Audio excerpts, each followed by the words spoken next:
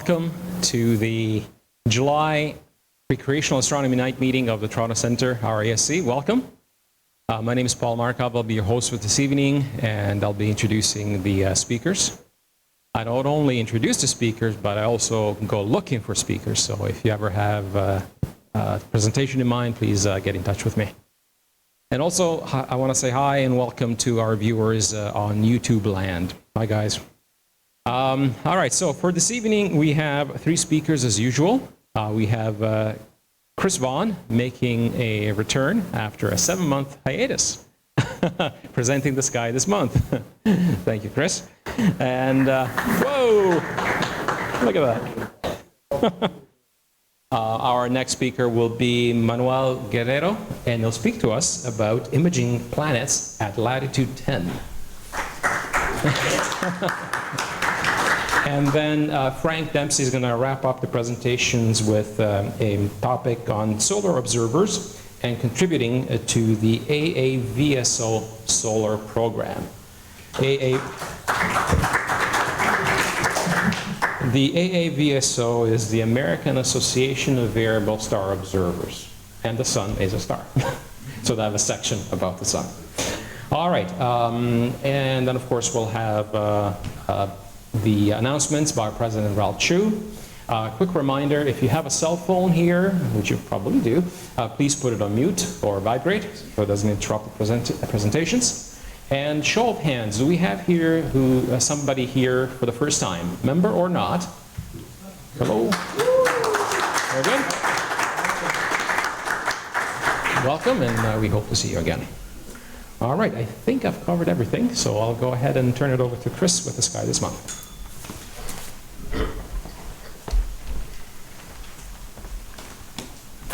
Thank you very much. All right, yeah, I'm back. Okay, so this is a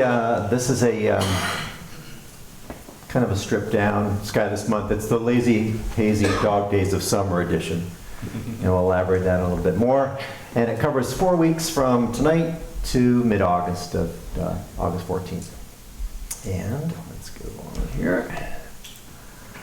So I thought I'd put this cool background image in. This is a MSE-13 is imaged by Steve McKinney using the SLO, the Solar Observatory at the CAO, which is available now for members who want to go up and do some astrophotography in a permanent facility that's rigged up there. You just bring your camera attached to the telescope and the mount, and the computer, and away you go. Now, can you spot the galaxy beside the globular cluster?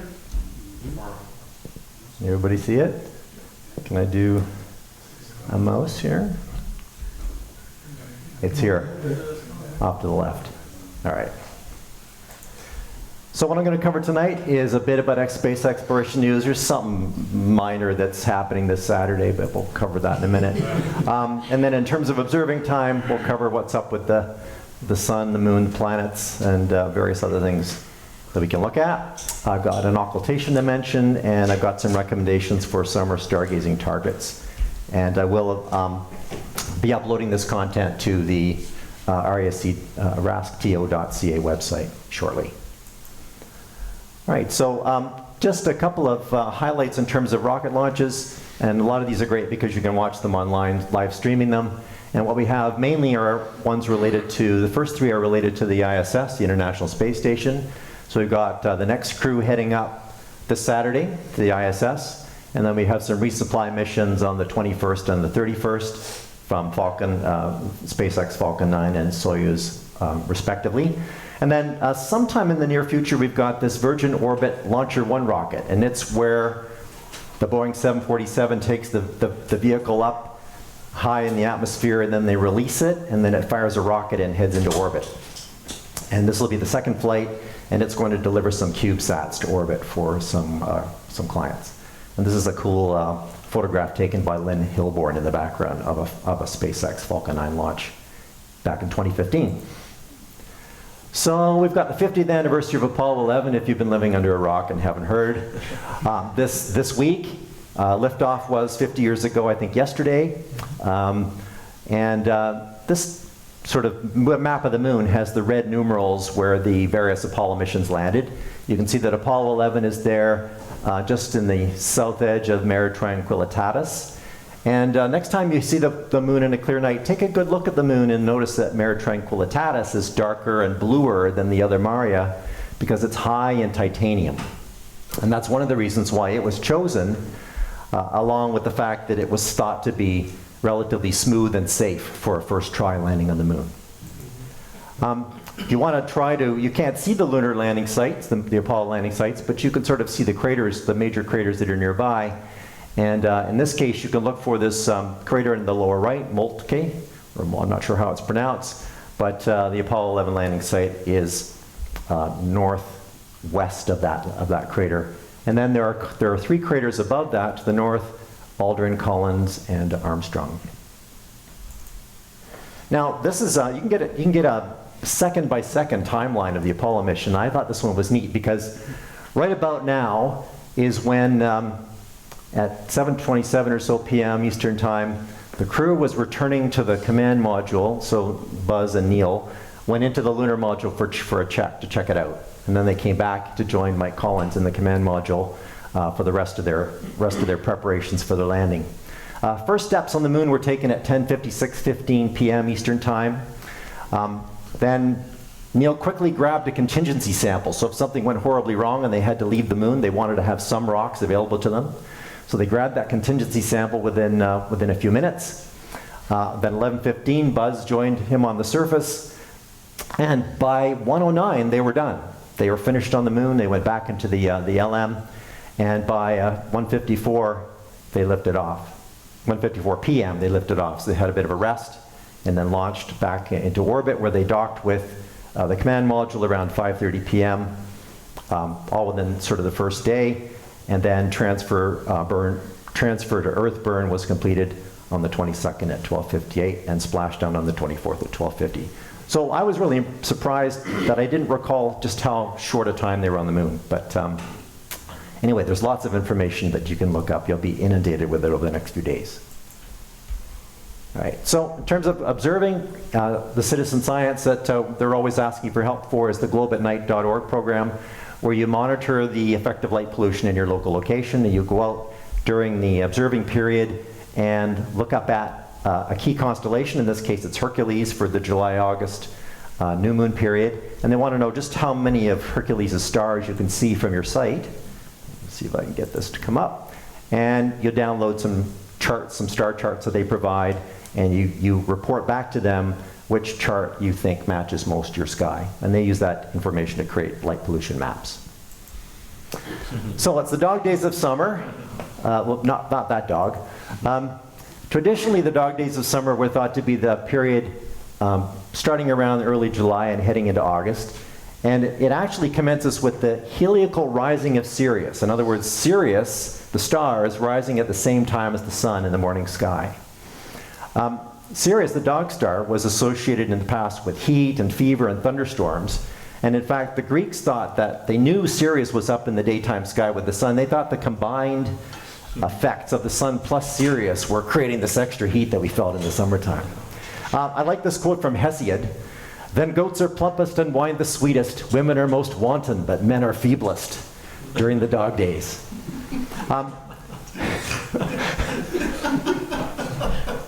He's not very woke, but what can I say?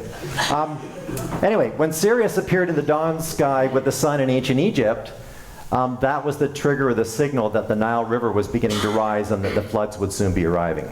So what I've got is a video here. Let's see if this will play. Here we go. So here we are in ancient Egypt, 3000 BC. You can watch.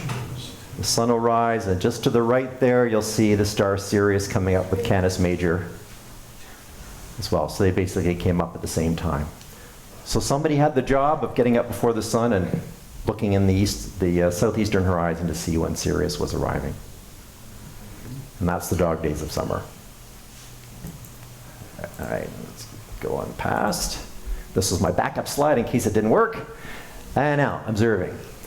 Smoke. So a lot of us have been dealing with smoke, obscuring the stars and eliminating some of the dimmer objects.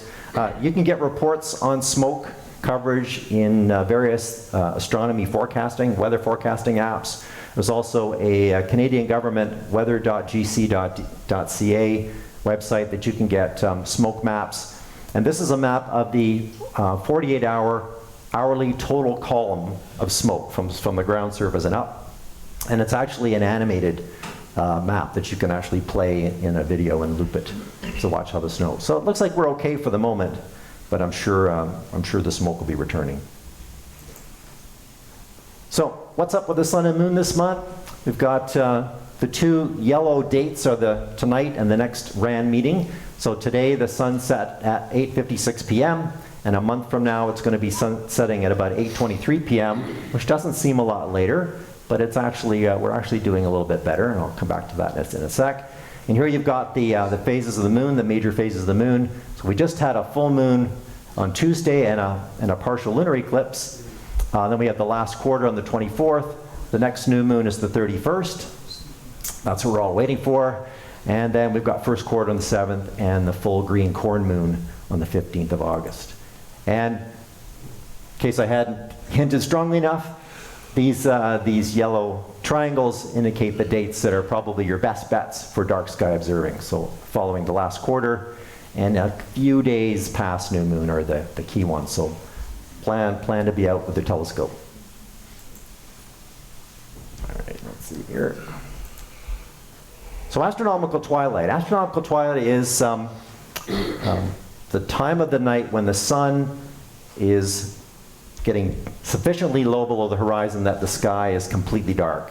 And that's defined to be the time when the sun is more than 18 degrees below the horizon.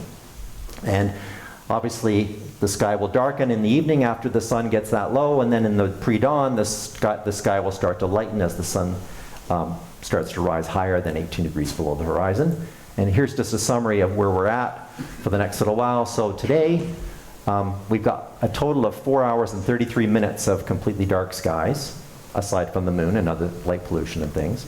But a month from now, that boosts to 6 hours and 16 minutes. So yay, we'll have a little more. Summer will be ending soon, but we'll have more astronomy time, which is great for us. All right, now, in terms of the planets, I've taken the calendar here and I've just popped on a bunch of the Jupiter events, because Jupiter is front and center right now. So the red numbers, the red times, are the times when the great red spot is transiting the center of Jupiter's disk. You can see that it happens about every 2 or 3 days, or 2 or 3 nights. And I can actually list these in the information I post online, so you can get those numbers if you want. And then the blue times are the sort of mid-times of some Jupiter's moons shadow transits. When the 4 Galilean moons, the ones that are large enough to see from Earth, pass in front of Jupiter or between Jupiter and the Sun, their little round black circles will be cast upon the planet, and you can see those in a reasonably modest telescope. So those are, you can see that got 2, 5, 6 events happening over the next 4 weeks in terms of shadow transits. Then we've got some other things that are happening in terms of conjunctions and groupings with the moon, with near planets and other things. I'll elaborate on those in a couple of minutes. All right, so in terms of where planets are these days, so this is the evening sky right now at 2 a.m. Well, so it's the early wee hours sky. And you can see way off in the right-hand corner, we've got Ceres. That's up there near Scorpius, and it's just setting about that time of the evening, time of night. Then we have Jupiter, moving sort of right to left. We've got Jupiter below Ophiuchus, and we've got Saturn up in the teapot of Scorpius. That's the moon in Capricornus tonight. And then we've got Neptune in Aquarius and Uranus over near Pisces. And down here at the lower left, we've got the large asteroid Vesta down near Cetus. So what's going on with the planets these days? Well, Mercury is going to be back in the last week of July and stay through through the mid-August in a pretty good apparition, or a pretty good appearance in the morning sky for those living in the northern hemisphere. It's going to be at greatest angle from the sun on August 9th, so it's sort of peak visibility around that time. And all the while, its disk will be shrinking in apparent size, and the planet will actually be brightening a little bit. It's actually going to pass the southern edge of the Beehive star cluster on August 17th. That'll be quite low in the east-northeast sky. If people watching online are living at lower latitudes, they'll have a better opportunity to see that event in a darker sky. Venus is not going to be observable this next while because it's approaching conjunction with the Sun on the 17th of August. Mars is rapidly disappearing into the western sunset. Between now and about the first week of August, we have a chance to see it with difficulty, but then it's basically gone. And it will be next to, or 2 degrees from the young crescent moon on August 1st. That'll be a toughie to see that, but you could try. Once the sun is completely below the horizon, get your binoculars and take a look. Jupiter, as I mentioned, Jupiter is a fine target all month. There's lots of red spot appearances and shadow transits. It's near southern Ophiuchus until August 11th, and it's actually dropping a little bit in brightness over the course of the month, and its disk size will be shrinking a little bit as well. But what's cool is that on July 26th, it's going to pass only 4 arc minutes north of the globular cluster NGC 6235. And because you can see in the path of Jupiter here, the red line with the times labeled on it, we're actually heading west, and then Jupiter's going to actually reach a stationary point and head back. So in August, it's going to pass the same globular cluster, but even closer. I think practically pass right through it a few weeks from now. So that's July 26th. Saturn just recently passed opposition, so it's a great object in the sky. It's an all-night target, magnitude around 0 or plus 0.1. It's still low in our summertime sky. It'll be a few years before we get Saturn a little bit higher in our sky near opposition. But it's, as you can see, it's just above the teapot in Sagittarius there. The rings are still fairly wide, but every year the rings are going to be narrowing until 2025, when they'll probably disappear from the Earth's point of view for a few weeks. So stay tuned for that. On August 11th, the moon will be paying it a visit, just about 4 degrees west of it. Uranus is basically a wee hours after midnight target. You can see Uranus in binoculars, sometimes even naked eye if you have a dark sky. Magnitude of 5.8 from a dark sight. To help you find it, you can actually look for the faint naked eye star Chi Ceti, which is in the head of Cetus the whale there, just below the point where the binoculars field of view circle, the red binoculars field of view circle, that little star to the lower left of the moon. That's the one you want to look for. On July 25th, the moon will visit Uranus, but that's never really a great thing because the moon will typically overwhelm those distant planets. And Neptune. So Neptune becomes a late evening target over the next little while. It's a magnitude plus 7.8, so it's certainly within range of good binoculars and telescopes. You want to look about 5 degrees north of the faint naked eye star. Oh, that's wrong, right? That's a typo. Anyway, what you want to look for is it's heading steadily west towards the star Phi Aquarii, and that's just out of the field of view here. That's this one. There it is up there. Right up in here. And over the course of the next 4 weeks, it'll actually cut its separation from that star in half, roughly. And Ceres, if you want to see a big asteroid, so Ceres, as I said, is situated up near the claw stars of Scorpius. It's actually going to start a retrograde loop, or end a retrograde loop on the 19th of July. And it'll actually be quite close to this faint naked eye star named Lambda Librae, if you want to look for it that way. Pluto, can't see Pluto basically, but it's cool to know that it's there, and if you're interested in knowing where it is, it's just reaching opposition, or just reached opposition a few days ago, but it's peak visibility, but that still means it's very, very dim at magnitude 14. But you can see that sort of hanging out this summer up near Saturn in the constellation of Sagittarius. All right, meteor showers. We've got a meteor shower that's underway, starting up right about now. That's a southern delta Aquariid meteor shower. It's actually, I'll talk to you a bit more about that in a second. And then usually the big summer event for meteors is the Perseids, but unfortunately the Perseids are going to peak just a few days before the full moon. So that'll spoil the show for us this year. Now what you might want to do though is around the new moon is to keep your eye out for late southern delta Aquariids and early Perseids, because the windows for the shower overlap the new moon period. So as far as the delta Aquariids, it's basically a broad week-long period, peak period, roughly 10 or 15 per hour in a good year. peaking overnight on the 29th and 30th. You want to look in the pre-dawn, ideally when the radiant is higher and there are more meteors crossing the sky as opposed to being hidden below the Earth's horizon. And it's actually a shower that's better for southerly observers. Basically faint meteors, not a great one to chase after. And so, as I said, the moon is going to be only 4% illuminated at the peak. But the Perseids peak overnight on the 12th, 13th.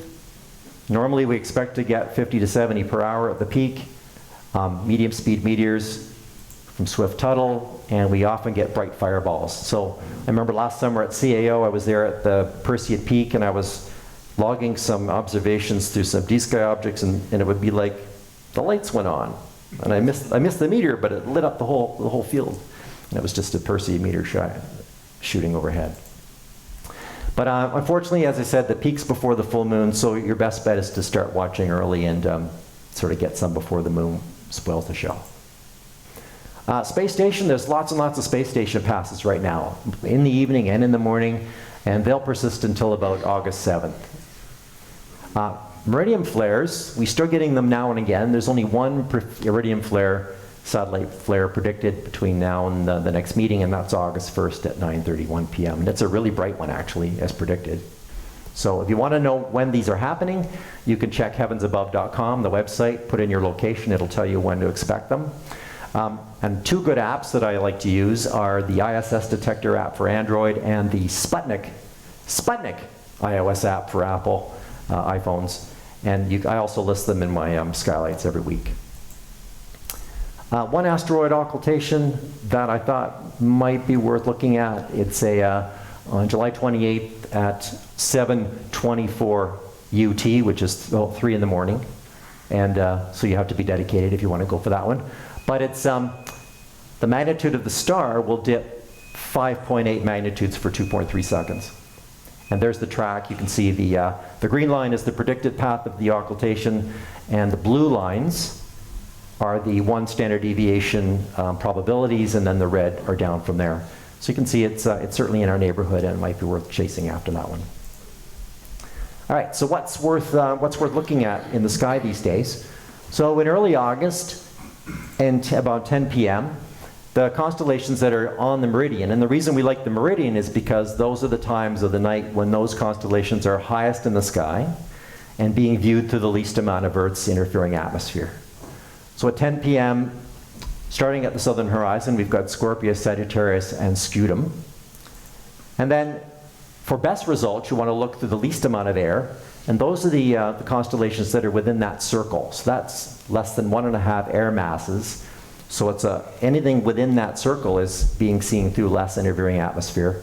And those will include these other constellations: Ophiuchus, Serpens, Hercules, Lyra, Draco, and Ursa Minor. Then 2 hours later at midnight, same situation. Now we've got Corona Australis in the south, and Sagittarius, Scutum, Serpens Cauda, and now we're picking up Delphinus and Equilius and some of these other constellations as well.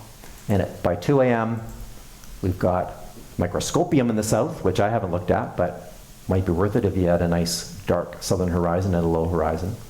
And then up in the lowest air mass ring, we've got Delphinus, Western Pegasus, Cygnus, Lacerta, and Cepheus. So when you're out doing you're searching for your deep sky objects, I want you to just not be too fixated on the Messiers, because there's an excellent alternative set of objects that you can look for, and those are in the Observer's Handbook on page 318. They're called the RASC Finest NGC objects, and it's one of actually several lists of objects that are in the Observer's Handbook, but these are sort of probably your next best bet after the Messiers. And many of those objects are actually as good and as easy to see as the Messiers themselves. And so what I've got here is a list, which I'll post, and you can also find it in the handbook. And the ones that are in white text are ones I'm going to highlight for the next couple minutes. So let me just bring on to those. So in Aquila, and this is, you can see that we've got Altair in the upper left here, and then you've got the two wings of Aquila, the eagle, extending to the lower right and then vertically upward. And the little highlight there is the Snowball Nebula. And what I like about the Snowball Nebula is it's actually a really cool target. It's a ghostly ring in a medium-large telescope. It would be a great imaging target as well. And it's kind of midway or partway between the Ring Nebula in size and the Dumbbell Nebula in size. So it's bigger than the Ring, smaller than the Dumbbell. So that's a great one you can chase. Then we've got the Foxhead cluster. The Foxhead cluster is an open cluster, kind of just a little bit west of the northern wing of Cygnus there. You can see where it's highlighted. And in a telescope, it actually reminded me of a nebula inside an open cluster. But when you magnify that little nebula, it turns into many, many dim stars. And the reason it's called the Foxhead, and I wrote in my notes that I thought it looked like a dog's muzzle, and then when I later looked up my more information, it said it's called the Foxhead, and that made sense to me. So that's a cool one to look at. Then you've got the Blinking Planetary. A lot of people have seen the Blinking Planetary. That's up near the elbow in the northern wing of Cygnus. And what's great about this one is that when you use averted vision on this object, when you stare right at it, the central star appears, but when you look to the side, the envelope around it, the blue envelope, pops into view more accurately. And you can go back and forth, and have the envelope disappear and appear, disappear and appear. Hence its nickname. And finally, don't overlook the Veil Nebula. So the Veil Nebula is down here near the elbow, the southern elbow of Cygnus's wing. And the easiest way to find the Veil Nebula is to point your telescope at the naked eye star 52 Cygni, which you can see is down here. And just center your finder scope or your telerad on that, and then you're already seeing one edge of the Veil Nebula passing right through it. So there's 52 Cygni. This stretch of the nebula is very obvious in a medium or large telescope. And then if you start panning around, you can pick up the other sections. And the thinking is that this is a tattered remnant, a tattered supernova remnant. Perhaps even more than one, sort of combined together. So this one is actually enhanced by an O3 filter or an ultra high contrast filter, nebula filter, if you happen to have one handy. Finally, a couple double stars to think about in Lyra. Basically, whoops, come back. Where's my, doesn't want to go. Well, so we've got the double-double up here near Vega. It's about a finger's width away from Vega. Then you've got all four corners of the parallelogram are double. Some are naked eye double, some are binocular double, and some are telescopic. And then check out this one, HIP 92833, or HR 7140. It's actually Albireo-ish. It's a nice color double in Lyra to check out. All right, so that's it for me. This is another picture from the SLO. This is an early test image that Richard Sewards took back in March using the SLO telescope at Messier 101. And I hope to see you out. Thanks.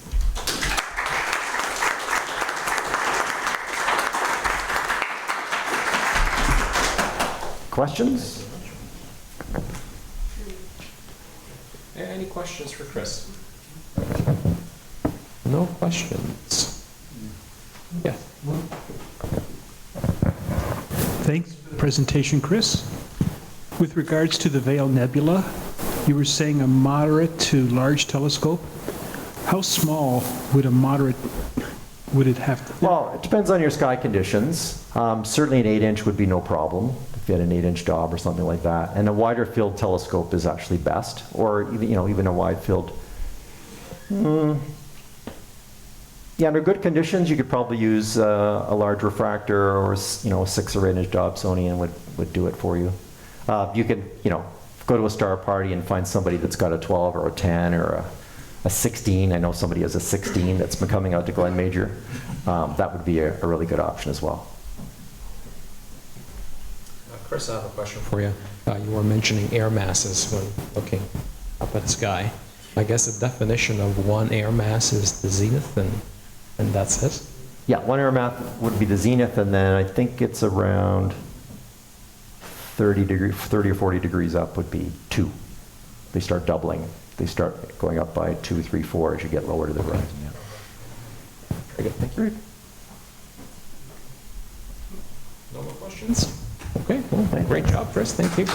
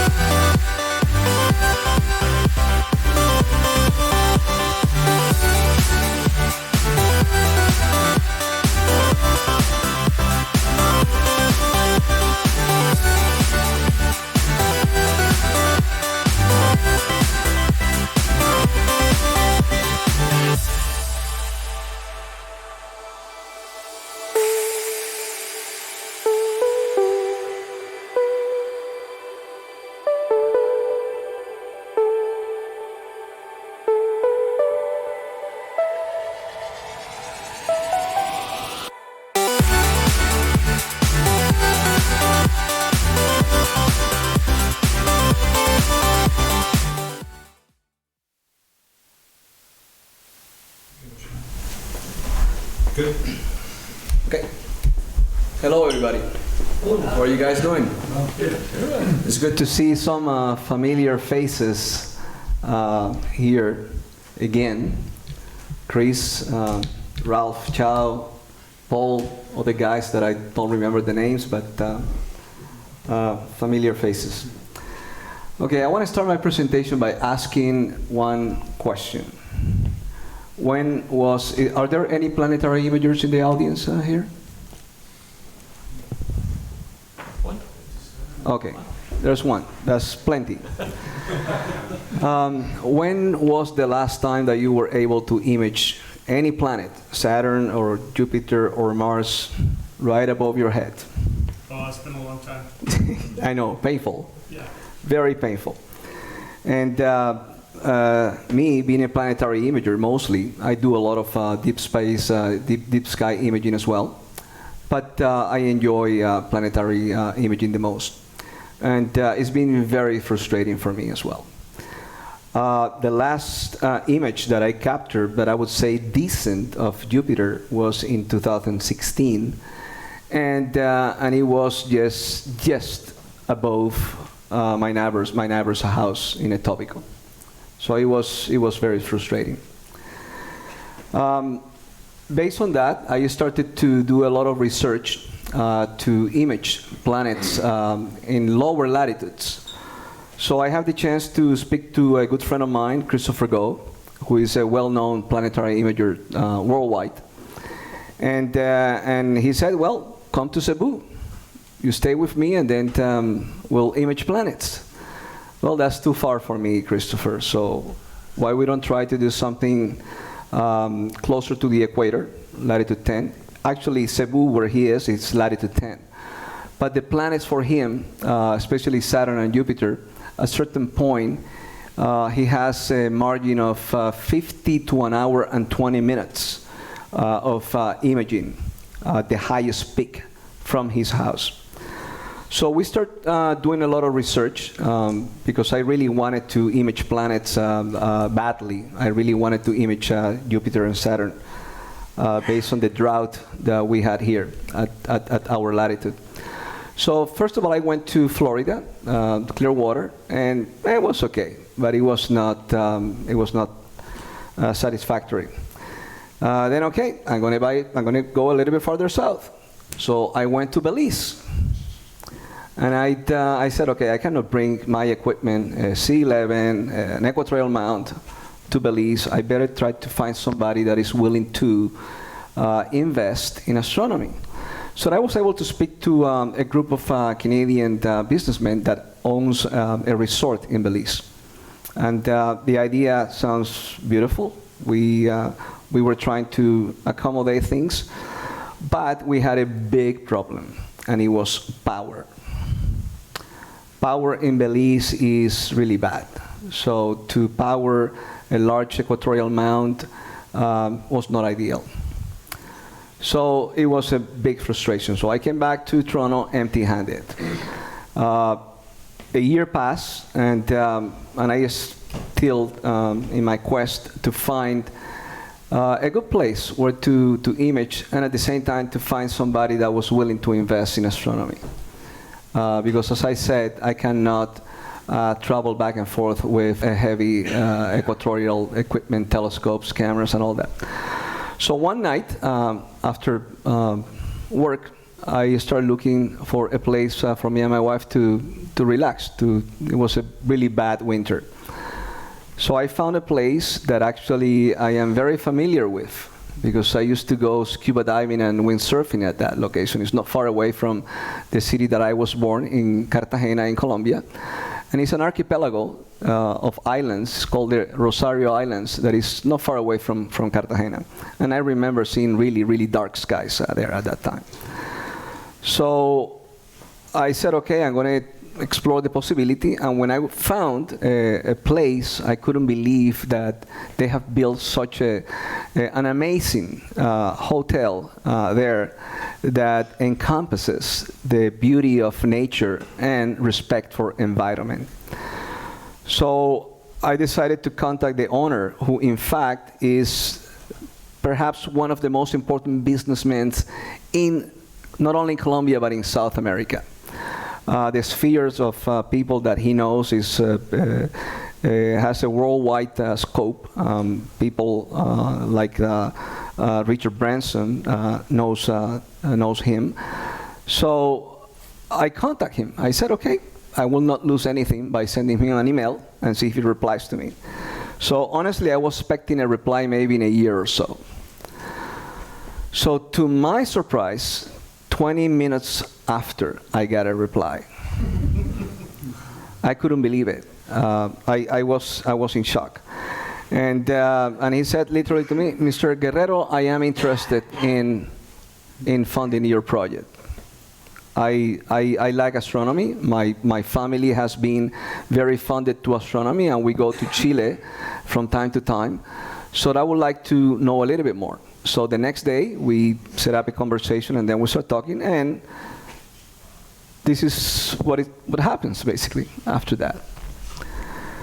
So I organized a trip to this wonderful place in Baru at latitude 10, but I needed somebody because who is Manuel Guerrero? Okay, a guy from Toronto that loved to image planets. So I tried to convince initially Damien Peach and Christopher Go both to be together. Damien couldn't make it, so I said, okay, let me try with Christopher. So I contacted Christopher, and we spoke briefly for about 10 minutes. I said, I am in, I'll go. So everything was set to go.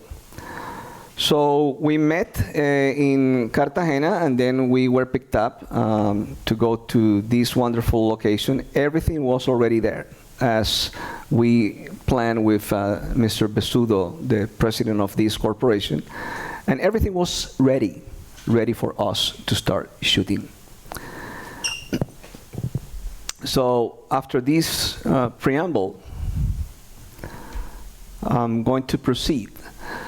So as I said, planetary imaging is really challenging here in Ontario. So we look for lower latitudes, ideal to image planets a little bit longer than what Christopher experienced in Cebu. So we found that between latitude 10 and 12, we could have a very good chance to image at least for 50 more minutes than what he usually do in Cebu.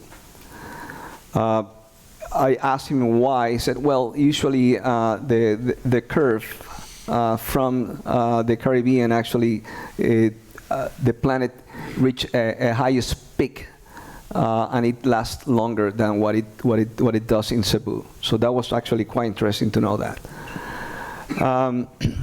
Then we tried to find out what was the best equipment to bring down. So in a conversation with Mr. Besudo, he gave me literally an open book to me, bring whatever you want. So we start looking for the best equipment, and we contact Astrophysics in California. But the problem with astrophysics was the tripod that it has to be manufactured, so it was taking too long. And Christopher has limited time to be in Colombia with me. So we decided to go for a Celestron CGXL, the latest equatorial and the largest mount manufactured by Celestron. We had a little bit of a discrepancy about the C14. He uses a LXT, the old orange OTA from Celestron. I have the Edge. So he said the best optics for planets is, surprisingly, I didn't know that, is the XLT for planets. So we decided to go with a C14 XLT. Then everything in place with Mr. Besudo, we start shooting. We went down and started exploring the skies at that place.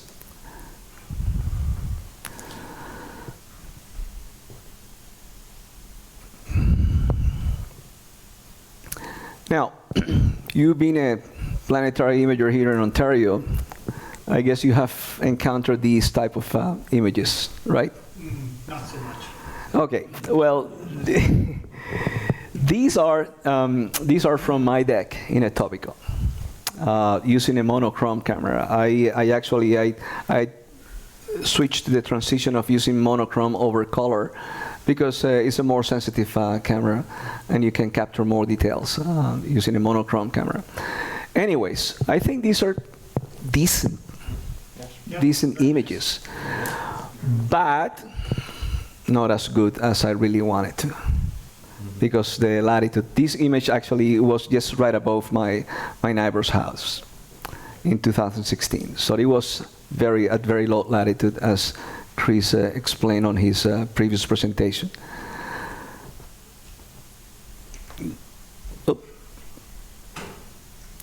Now, this is from Vaughan, my dark spot where I go to image both planets and deep space imaging.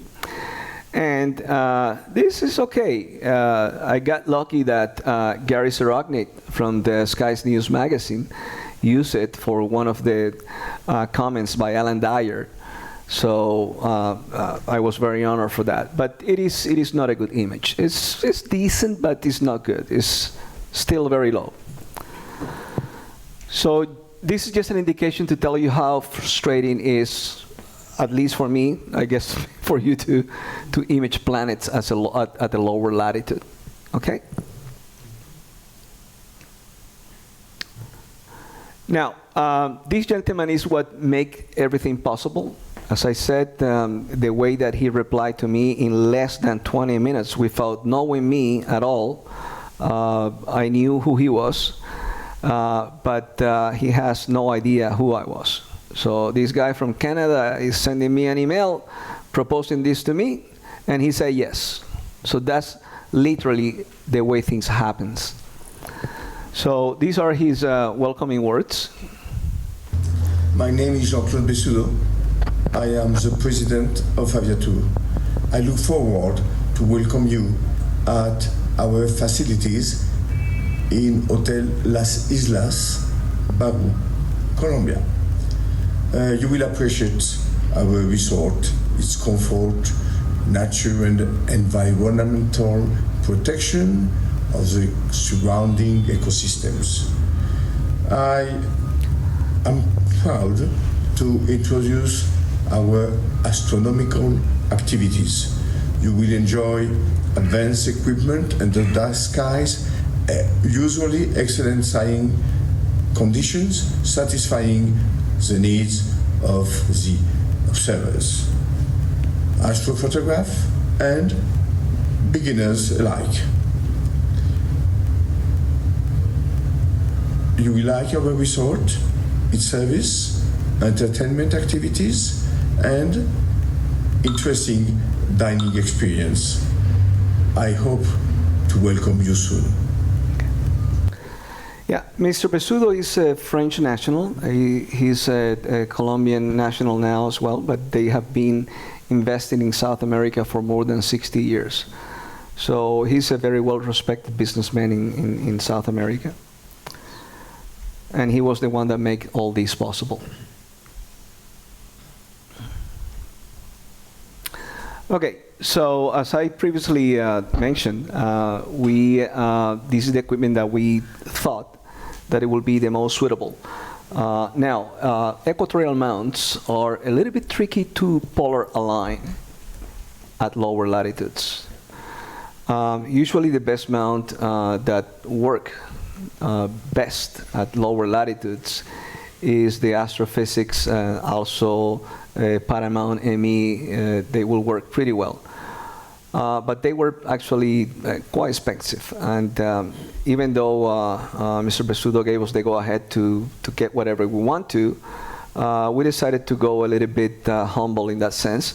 So the Celestron CGLX has a new mechanism, a plate that you can actually retract, and it will facilitate a polar alignment at lower latitudes. So we were able to actually do the polar alignment of this mount at latitude 10. But it was a tricky part. So we also use for our planetary capturing images a PowerMate, which is, in my opinion, that's the Barlow that I use is the one that I feel more comfortable using. And Christopher, he decided to bring this camera that is it's really popular now. I am more funded of German technology, so I use Skydi's cameras. But I was quite surprised with this little tiny camera and the filter wheel that he brought. Amazing, very fast, and really quiet.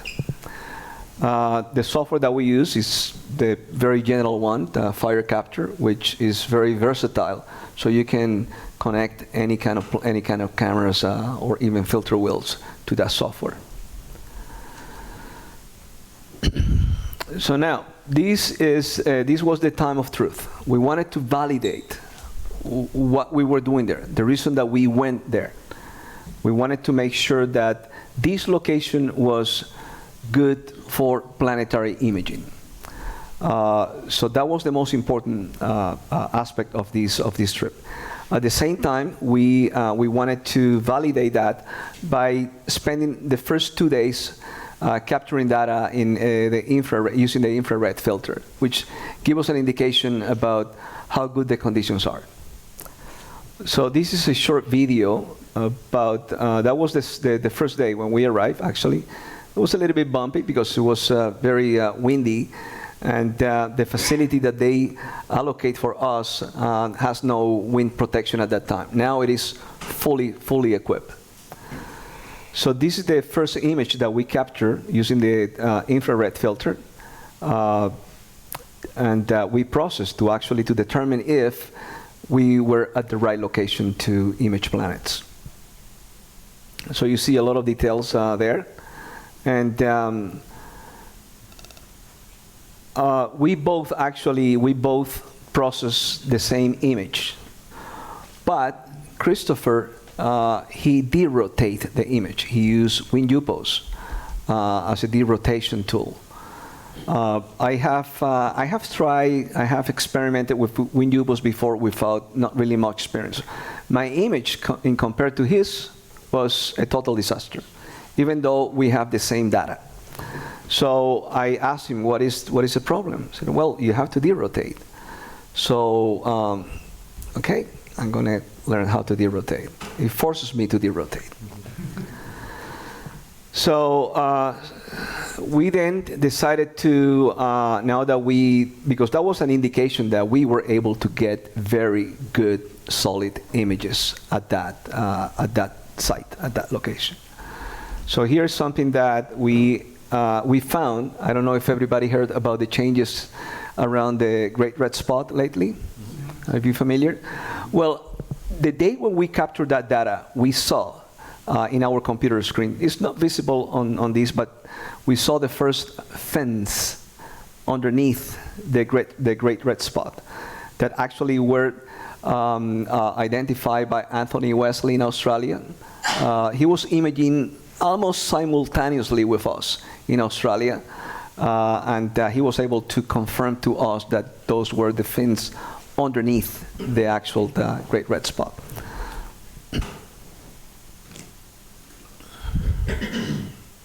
So those are actually, it is too bad that, but here we were able to see where I am pointing, those fins that were actually emanated underneath the Great Red Spot. Manuel, can I interrupt for a second? Yes. You spoke about derotation. Yes. That can have different meanings. Can you explain? Sure. Jupiter, being a really big planet, is the bully of the solar system. It rotates at a really fast pace. On the poles, I think it's about 9 hours and 56 minutes, if I'm not mistaken, to be precise. On the equatorial section of the planet, it is around 9 hours and 50 minutes. So we as imagers, to avoid that blurry factor on the images, derotation is a must. So I'm working actually, part 2 of this presentation is actually about WinUpos, because I'm using WinUpos now, and I will use it from now on. But yeah, but that's a good question. Yeah, it is actually to bring the planet back to the status quo where you freeze that element of the rotation, of the fast rotation of the planet. Is that? So now, so this is still the infrared image. So we were able to get the details of that. This is Ganymede transiting in, and it was derotated. And then we decided to, after the second night, okay, let's gonna do RGB imaging. So we combined the data that we have captured earlier. And this is the result of that.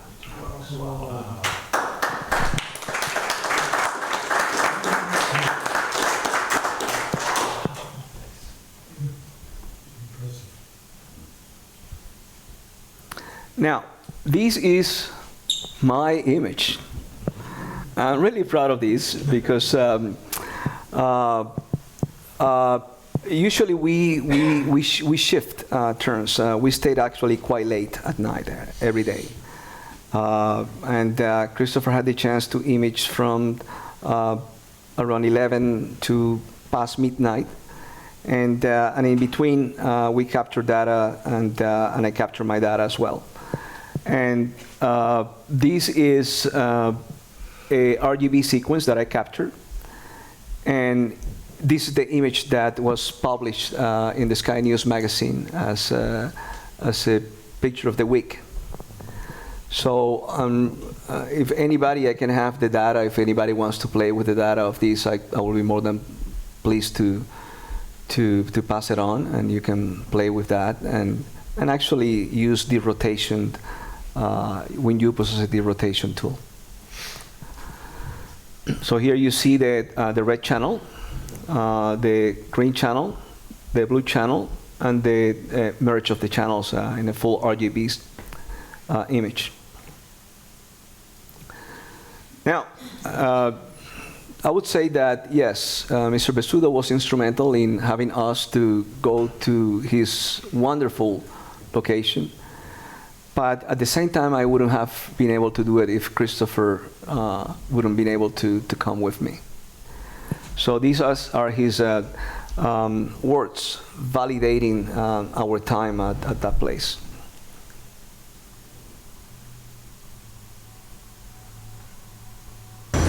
Hi, buenos dias. I'm here in Hotel Las Islas in Baru. I had a great time here imaging planets.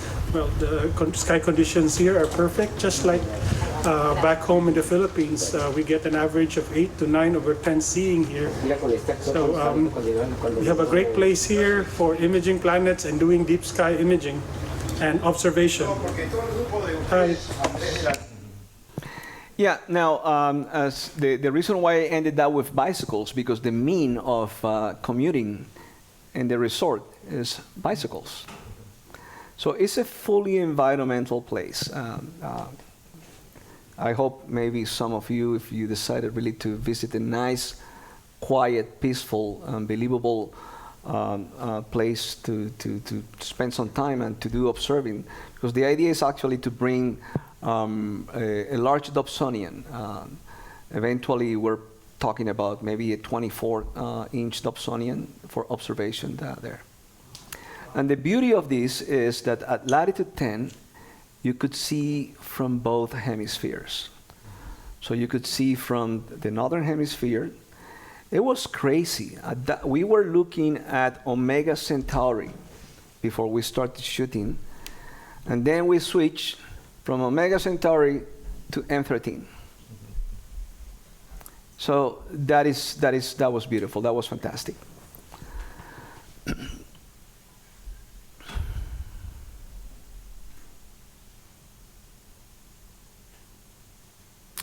Now, these are some of the images of the site where we were staying. Initially, we had an entire island. I mean it, an entire island for Christopher and myself, and people to serve us, to cook for us, and to. So it was the La Dolce Vita. Okay. And this is the telescope. Now, as I said before, we didn't have really much wind protection, but everything now is in place. And it's actually amazing what they have done with that. And the idea is to bring maybe 1 or 2 Dobsonian telescopes just for observation.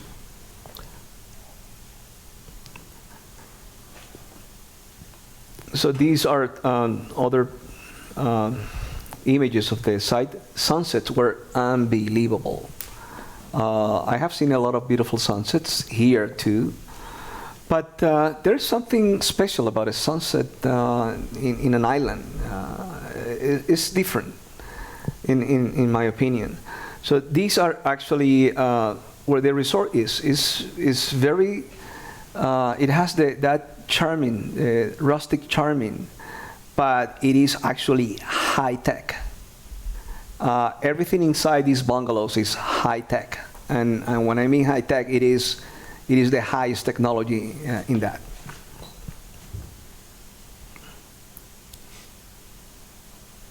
And I just want to say thank you to people here, like, well, obviously, Mr. Besudo, Christopher Go, Brian Dranesh from KW Telescope, who was instrumental in getting the equipment for us. Christopher, as a Celestron ambassador, was able to arrange that the equipment was shipped directly to Florida, where Aviatur has their own custom brokers. So it was shipped very quickly to the hotel. And that ends my presentation. Is any questions? Thank you. Oh, hi, Chris.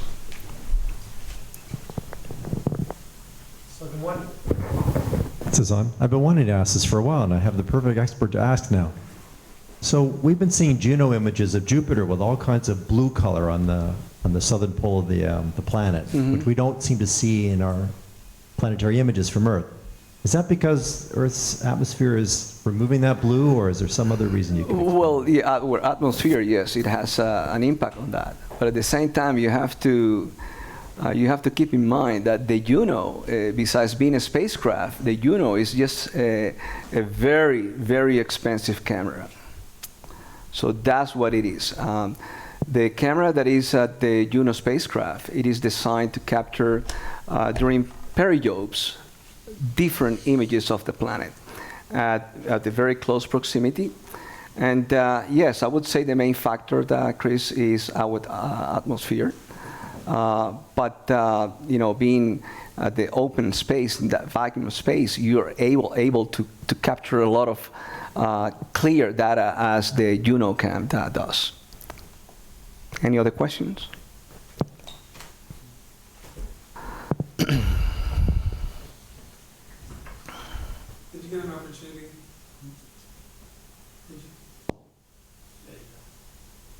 It's on? Did you get an opportunity to do deep sky imaging while you were there? No, I wish I could. That's actually, we were trying to travel really light.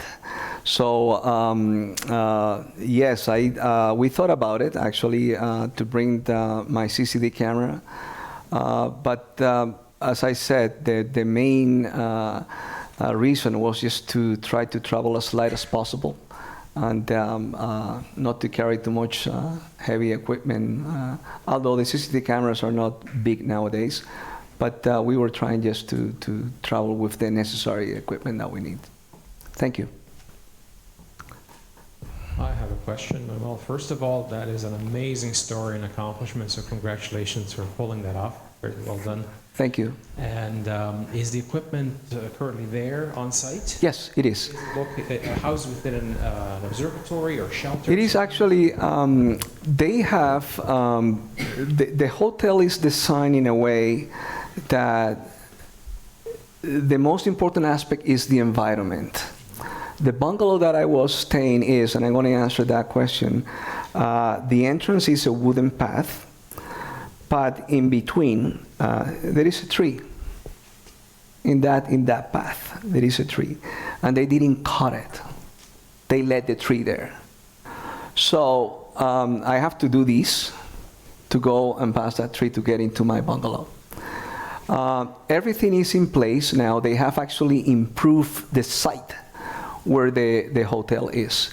There is an international presence in that hotel. There's a lot of, when we were there, we were bombarded by a lot of people visitors from England, from Spain, from Denmark.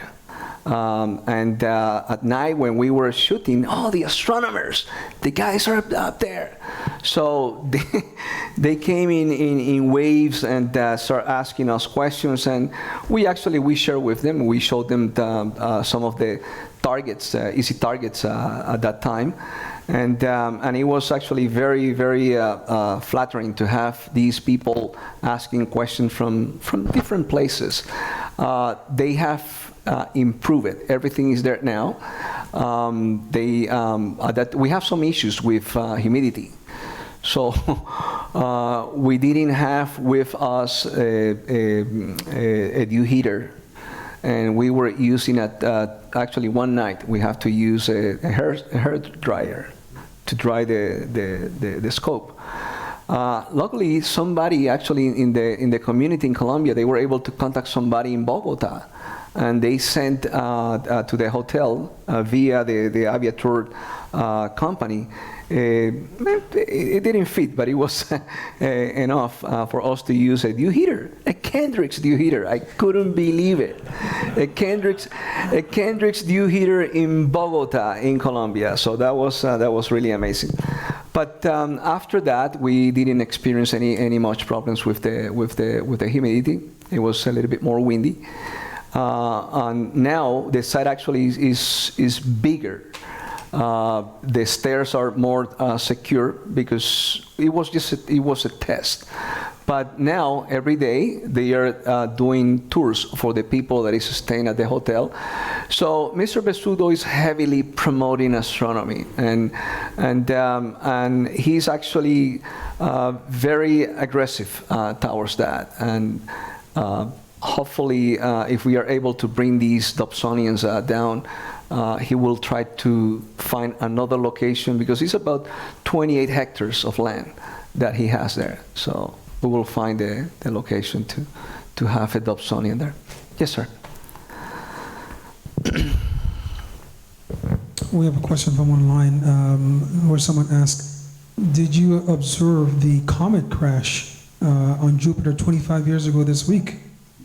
Did you observe the comet crash, Shoemaker-Levy? Well, I read it yesterday on the internet when Damien Peach make a comment about the 25th anniversary of the Shoemaker-Levy comet impacting the Jovian superficies.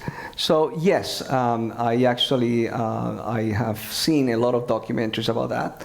I am very, very interested in anything that happens with Jupiter. I think the reason we are here is because of Jupiter. Otherwise, we wouldn't be here. Jupiter's in a position in our, I wouldn't say elliptic, but the position that Jupiter has is what protects us from all the asteroids, all the bodies that flies around that could end life on Earth easily, and instead it is attracted by the gravity of this mighty planet. Any more questions? Okay, guys, be merciful.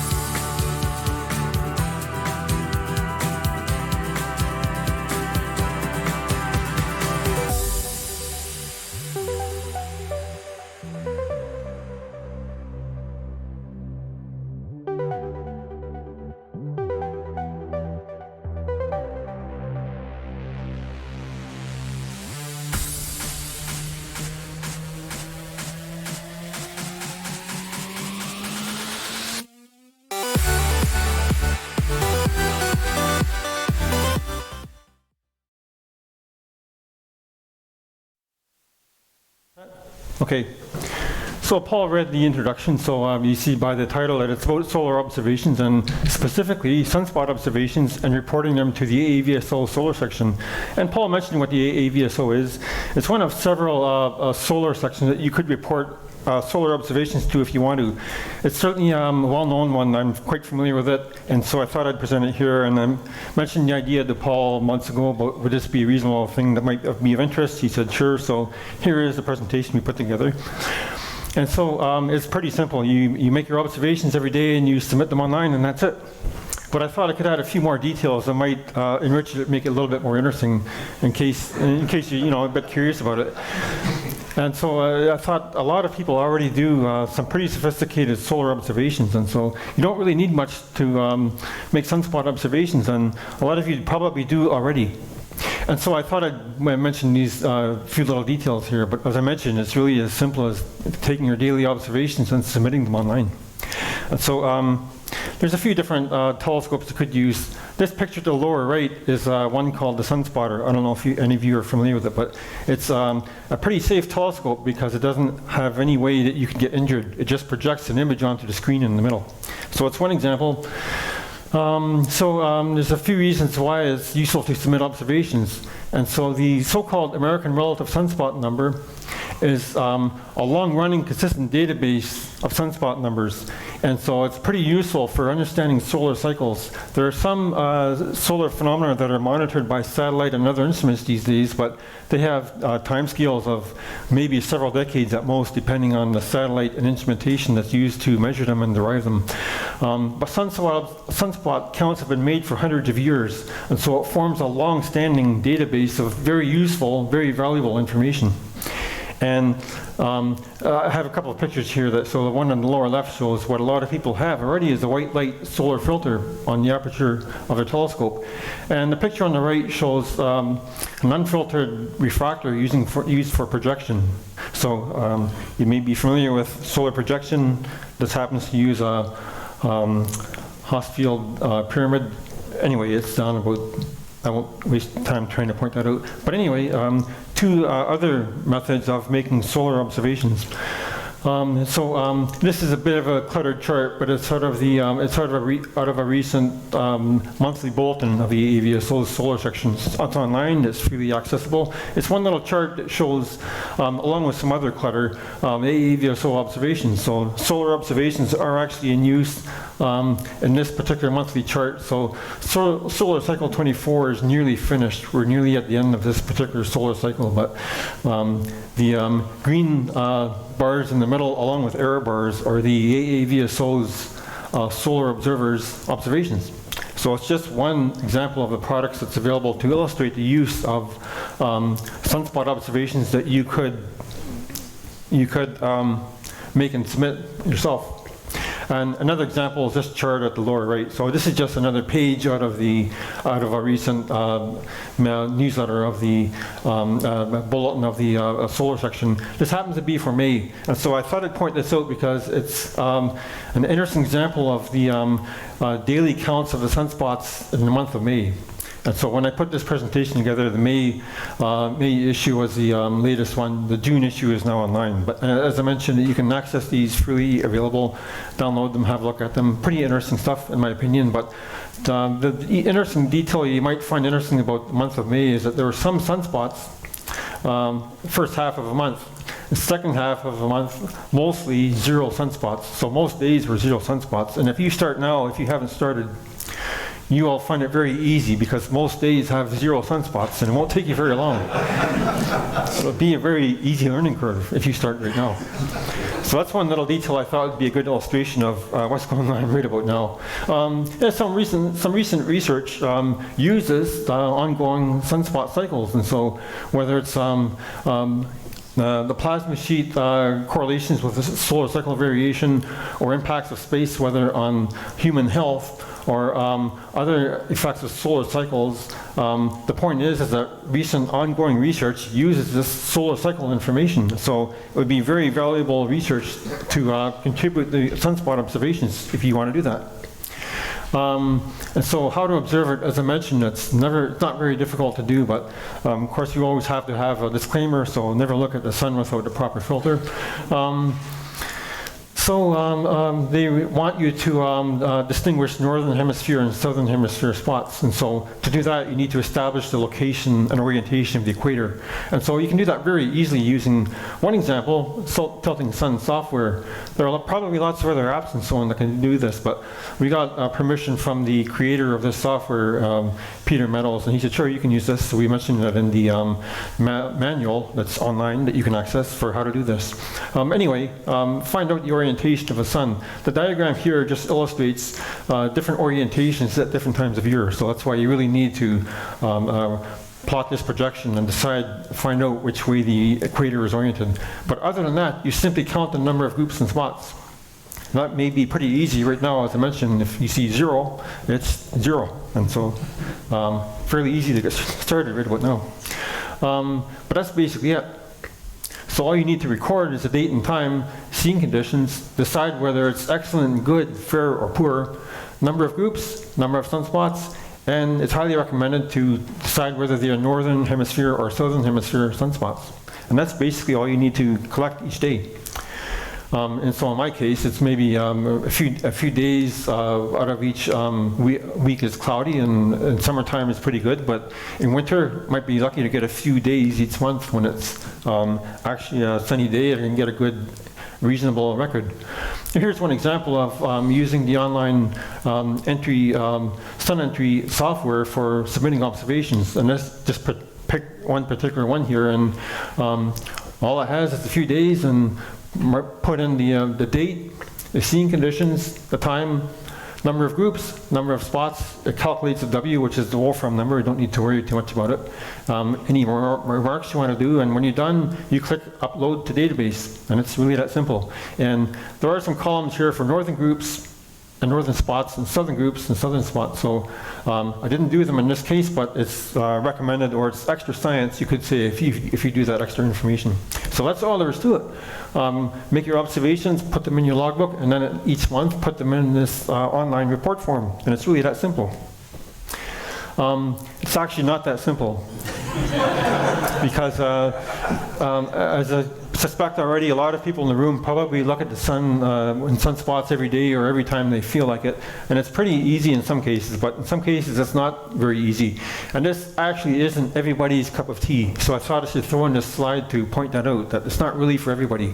Although it may be easy to do, it's like variable star observing in itself. Some people find it pretty easy, fun to do, interesting little challenge, and it contributes to science. Similar with sunspot counts. It may be easy to do. You may find it fun and easy and fairly easy to record the details. Other people may get confused and frustrated and aggravated, and it can get pretty busy and pretty complicated, and saying there's a spot, is a little spot a pore, or is it part of a group or not, and is there a light bridge across spot cutting it into 2 spots, or is it 1 spot? And there are a whole lot of little details that you really need to become familiar with when the sun gets cluttered around solar maximum.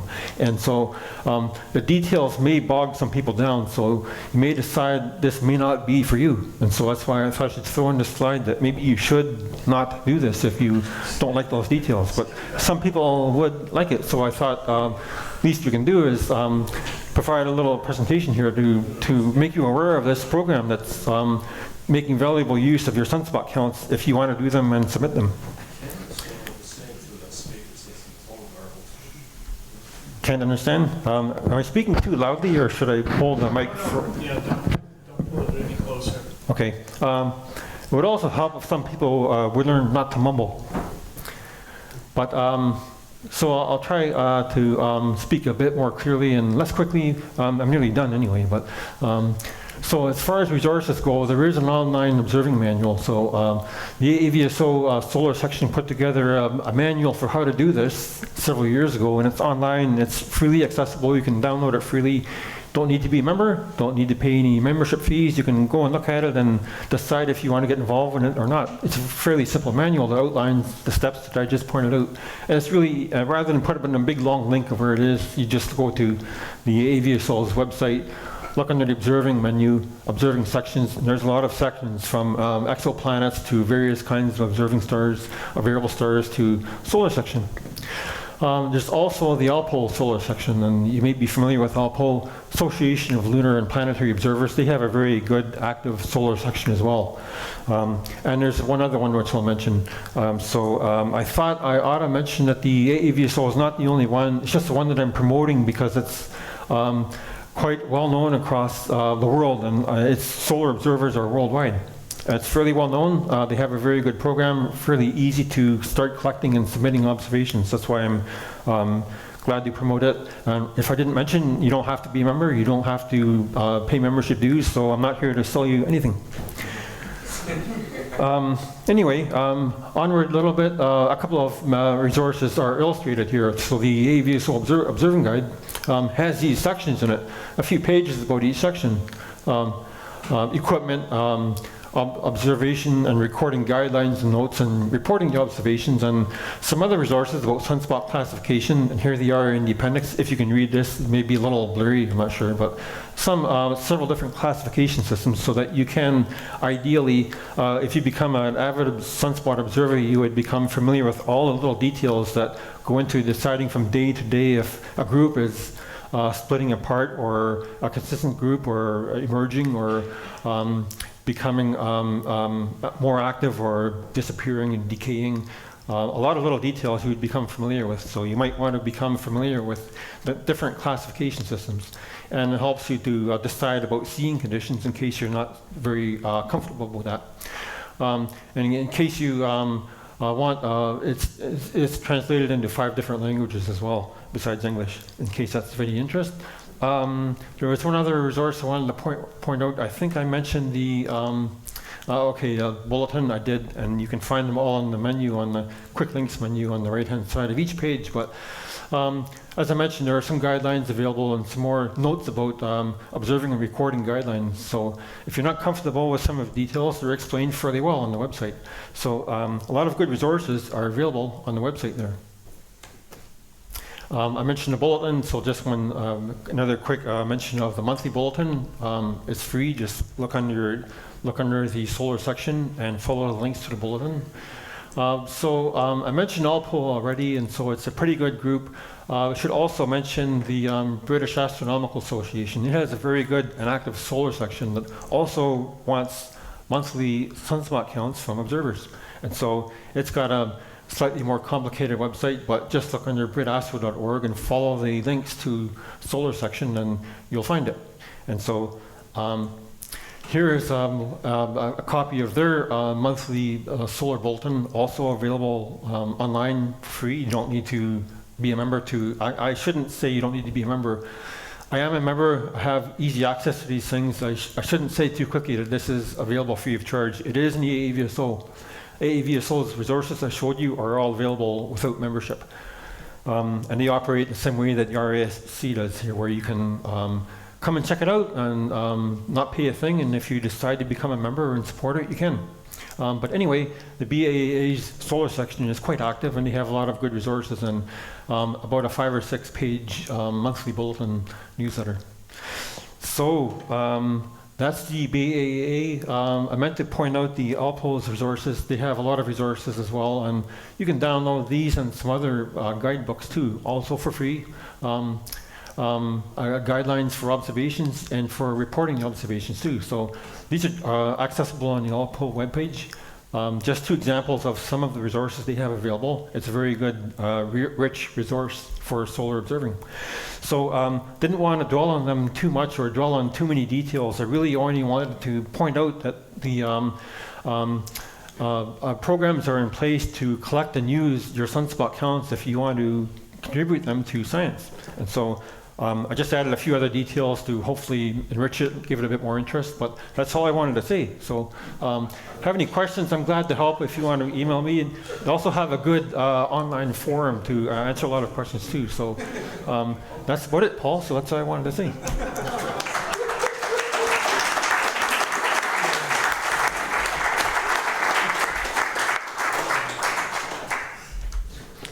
All right, thank you very much, Frank. Any questions for Frank?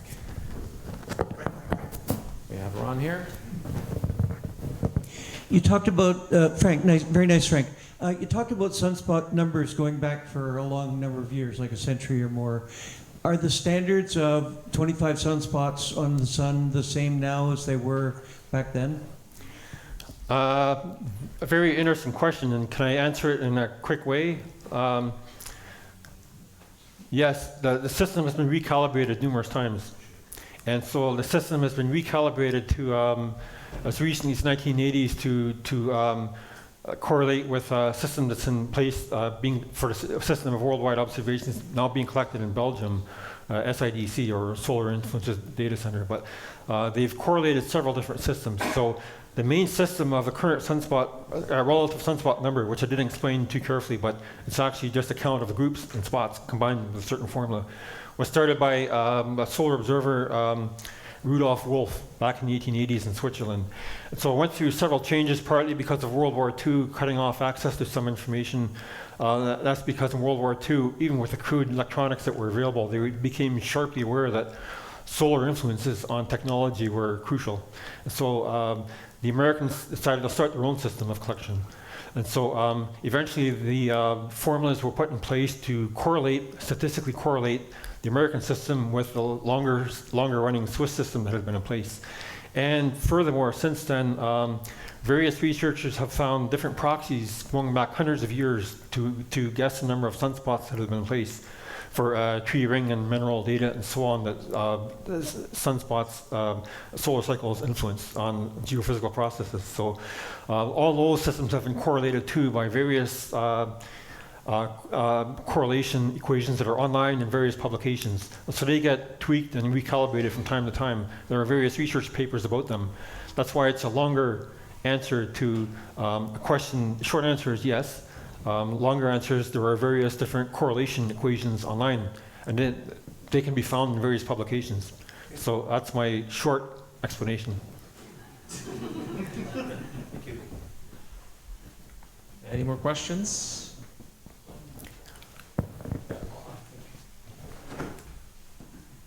Just a short question. Not that many years ago, there was a period where there were no sunspots, like for several years. Was there ever an explanation for that? Well, you might be referring to a period called the Dalton minimum. But if you're talking about for several years, we're in that sort of a solar minimum right now, the minimum of a solar cycle, where there are very few sunspots. In fact, if we look at the solar cycles for the past several hundred years, we'll see that we're in a very weak and weakening period of solar cycles. So the past 50 years had very strong solar cycles. In the past, say, 30 years, 1980s and 90s and the 2000s, were fairly strong solar cycles where even at minimum, there were some sunspots. And now we're seeing much less sunspots, so we say that the solar cycle is much weaker than it was, say, 50 years ago. It's easy to answer your question saying, yes, we're going into a period of very few sunspots and maybe spotless days for several years.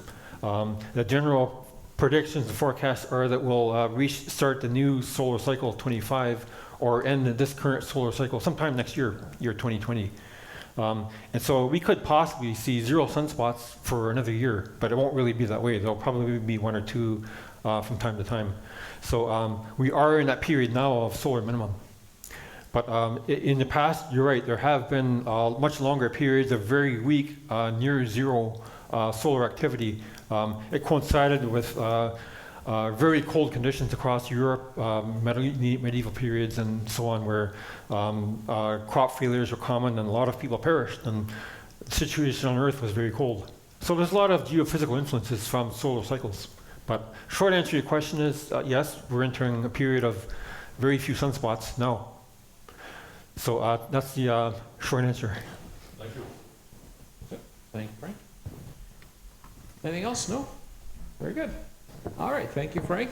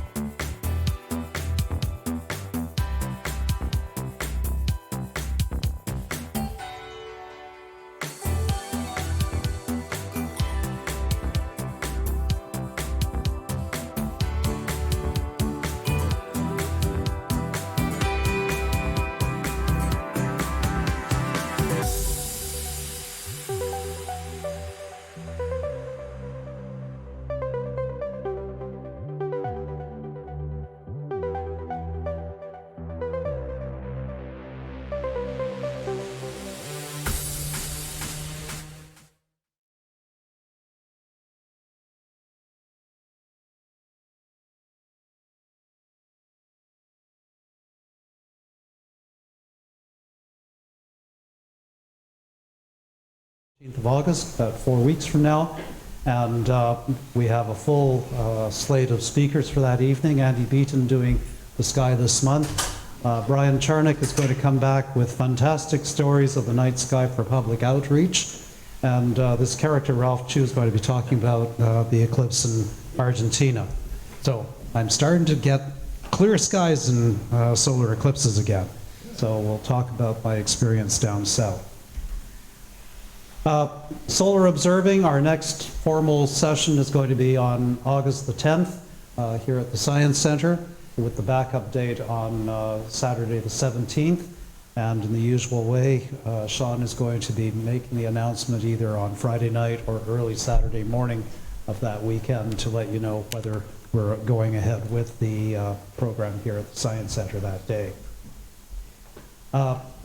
Our regular observing star parties, we have the Dark Sky Star Party, first clear night of the week, starting on July 29th, ending on Thursday, the 1st of August at Long Sault Conservation Area. And then the following week, we'll have the City Star Party on the first clear night of the 5th to the 8th of August at Bayview Village Park.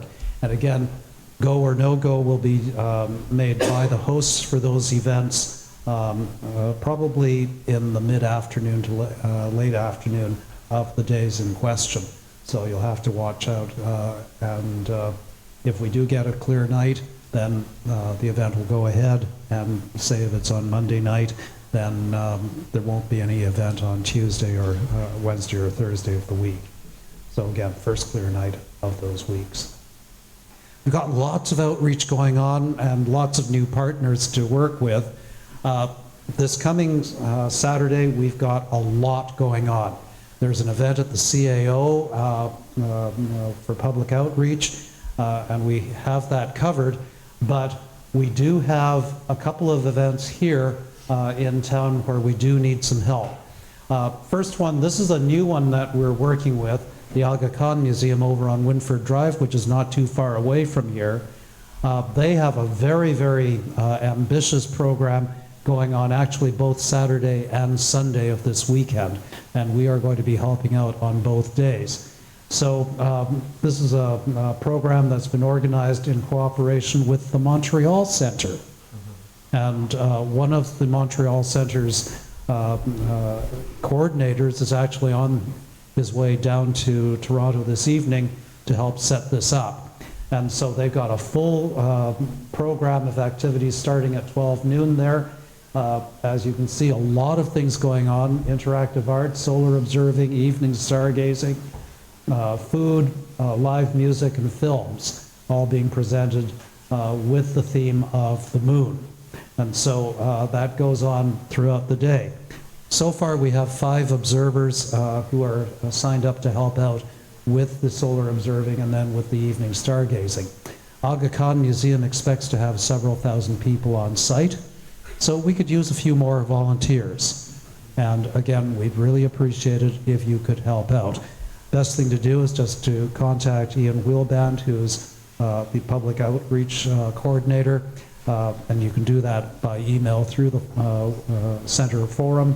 That's probably the easiest way to let him know that you are interested in helping out, but we do need help there. At the same time, we also have a full program going on here from 10 o'clock in the morning until 10 o'clock in the evening on the 20th.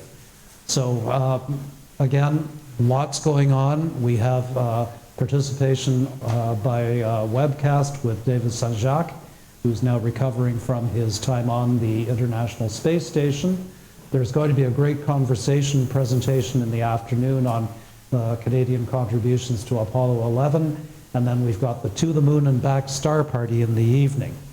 And again, remember that we do need people for this. The Science Center has put this out on their members' distribution page, as well as email to their members. They've done a lot of publicity. Again, they're expecting a fairly large crowd here, so we need some people here as well on Saturday evening.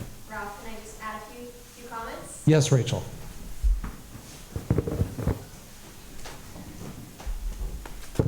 Hi everyone, I'm Rachel if you don't know me.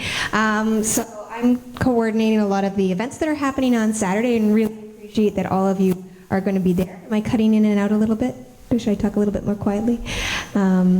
And so we have a great lineup, as Ralph said. In addition to what's listed here, the webcast with David Saint-Jacques, while he'll be in Montreal, we'll actually have Robert Thirsk, former Canadian astronaut, here at the Science Center all day. So he'll be hosting the chat with David remotely, so he'll be here having the conversation on his end. He'll also be giving a presentation in the morning, as will Wilfred Buck, who is sharing some Indigenous star stories both in the morning at 11:30 and also during our star party. He's from the Manitoba First Nations Education Resource Center, and he's been participant at several RASC events in the past as well. The Great Conversations is about Owen Maynard, who is a Canadian engineer who worked on the Apollo lunar lander, and we're actually opening a small artifact showcase as well, highlighting his contribution to the program, sharing a lot of different artifacts from his time working at NASA. And we'll actually have his entire family here at the Center for that Great Conversations, where there'll be a premiere screening of new documentary called Lander, all about his life and work working on Apollo. And then the Star Party, which many of you are familiar with, and we'll have 2 bands performing as well, and then 4 speakers. And so, as Ralph said, we've been doing a lot of promotion for it, and are expecting several thousand as well. We actually had 5,000 people here today, so we're expecting if not more by Saturday. So it would be wonderful to have all hands on deck. We've got a lot of staff that's going to be here supporting this on Saturday, and hope to see all of you here to enjoy all of these amazing things. Okay. Thanks, Rachel. If you'd like to help out but don't have a telescope to bring, the Science Center does have a number of telescopes that can be rolled out and used as well. So your efforts will be greatly appreciated, and we can use all the help we can get here. So again, there's a lot going on, and it's a chance for us to really show off what we do. Okay, and in addition to that, we also have something at the David Dunlap Observatory that evening too. There are volunteers covering that event as well, so it won't be nearly as largely attended because there's limited attendance numbers at that event. But certainly here and at the Aga Khan Museum, we certainly can use a lot of help for this weekend. And again, remember that the Aga Khan Museum does have a solar observing program that they'd like us to help out with on Sunday as well as on the Saturday program. Okay, other things going on in outreach. Again, this is summertime, we take advantage of it. And on Friday, August 2nd, we do have another session at Millennium Square in Pickering. And again, Arnold Brody and company can use some help with that as well. And in the usual way, we'll have the go and no-go announcements on that on our social media as well as on the website. Another thing, it's time to celebrate some of the achievements of some of our members. And we have the awards picnic and open house at the David Dunlap Observatory on Sunday, July 28th. Events will start at about actually 1 o'clock rather than 2 o'clock in the afternoon and run through till 7. There will be some tours of the building so that you can see what Richmond Hill has done in rehabilitating the site when they took it over from the developers. We'll have the awards presentations probably around 3 or 4 o'clock, and then in the usual way we'll haul out the big barbecue and we'll have the potluck barbecue that evening. I did send out a message to everybody by MailChimp, and there's also been some announcements on the forum, so again, lots of information about this. For those of you who have not come out to this kind of event, it is a fun afternoon, and it's a chance to meet a lot of members who are coming out, so please do register to come out for this. We do need to keep track of the numbers and also to see that we have enough refreshments there. But again, it is a potluck barbecue dinner, and we hope that people will contribute salads and desserts towards the potluck table. So a lot of fun can be had. Look forward to seeing a lot of you there. Finally, just a reminder that the CAO is available, and we have the Sue Laura Imaging Observatory now fully operational. So there's a lot more things to think about in terms of going up to the site. And again, it's your dark sky observatory. Please take advantage of it and make use of it. Another service we have a couple of the managers of our telescope loan program here tonight. And again, this is a chance for people who don't have equipment to try before you buy. We have lots of different equipment available, and including an imaging setup, so that you can try this equipment out before you actually start thinking about buying your own stuff. And again, to just follow with Manuel's presentation, the imaging equipment here will allow you to get a feel for what that's like, and maybe you too will get bitten by the astrophotography bug and get swallowed down the black hole of astro imaging expenditures. Okay, and finally, to wrap up, assuming there's no other announcements that anybody wants to make. One more, Tom? Okay. Hey folks, just wanted to let you know that the nominations committee is putting together their slate of candidates for the upcoming year. So if you'd like to be on council, please get in touch with Tony Horvatin and put your name forward, please. Thank you. Thank you, Tom.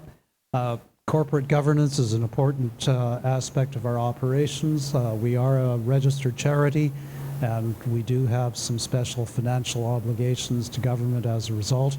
So we do need people who have experience in either corporate governance or finance or both. You know, we don't work you too hard in those positions, but we do need people to come forward to help out with that. Okay, so finally, meeting after the meeting at the Granite Brew Pub. A few of us will be there for a bite to eat and a drink after the meeting. You're welcome to join us. There's underground parking. It's free with your meal purchase or your drink purchase. So, you know, there's no impediment other than the traffic. So please join us. And that's it for this meeting. We'll see you on August the 14th. Have a safe trip home and clear skies. Good night.